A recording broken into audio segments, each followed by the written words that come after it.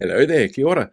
On Saturday, I was woken up with a worried call from my sister. Our mum was being taken to hospital in an ambulance with a suspected heart attack. Thankfully, it turned out to be a lung infection. She was seen, tested, and discharged with orders for bed rest and antibiotics within 5 hours. She was discharged because there were no beds available for anything short of high level emergencies. Because, like most of our healthcare system, they're running over capacity and under resourced. And that's because of decisions this government has made. And their announcement this week that Te Whatu Ora is overspending because Labour bad simply don't ring true. You see, our healthcare system is the single largest organisation the government has, and clearly one of the most critical. And the actions of this government specifically is increasing the pressure put on an already under stress part of our system. When they first elected, they decided to reverse the amalgamation that was in place and get rid of the Māori Health Authority. These two changes were in the process of happening when they stopped them, requiring more administration work while they demanded less administration people to fund their tax cuts. Now, all the research shows health outcomes in this country for Māori are worse than for non-Māori, and that setting up the Māori Health Authority was actually the best way to start reversing those trends. They didn't give it a chance to do that. On top of that, they made changes to primary healthcare providers not meeting the requested increase in co-payments to cover the increased costs for those providers, which means those providers had to increase their fees to cover their operation costs. And their decision to reverse the prescription fee subsidy means another added cost for people who are already struggling with a cost of living crisis.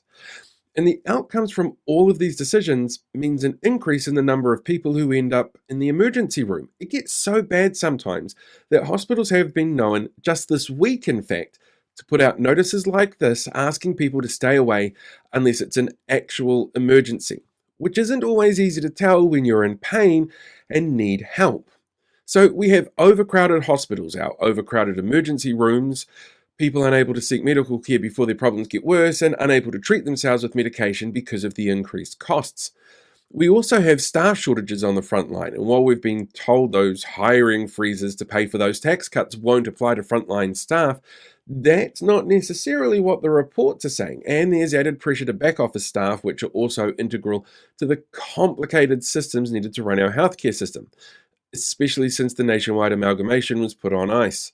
And changes to the ability of frontline staff to work overtime or pick up extra shifts was reduced on top of a constricted hiring philosophy being in place. Oh, and all that before we even start looking at the numbers. The government claims that we're looking at an overspend of about $1.4 billion.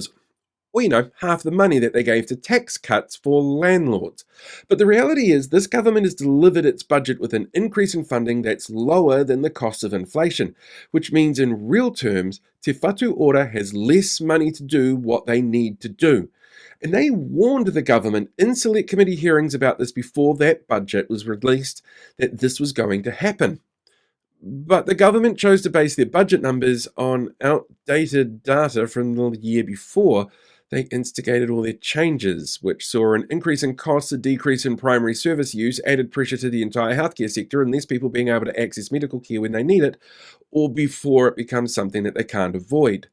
So when Dr Shane Reti gets up and starts claiming Te Whatu Ora are overspending and the board need to be replaced by a commissioner, it should be pointed out, is known within the Aotearoa medical fraternity for his narrow focus on top-down economics, unpopularity within the field, and a focus on running private healthcare providers and trying to run public health systems like private health providers, and claims that Te Whatu Ora are overspending. What he's actually saying is they're really underfunded. It's our fault, and the way we fix it is to bring in someone who will slash costs in the name of productivity, not look at how to make the system more fit for purpose for the growing, changing needs of Aotearoa New Zealand in 2024 and beyond.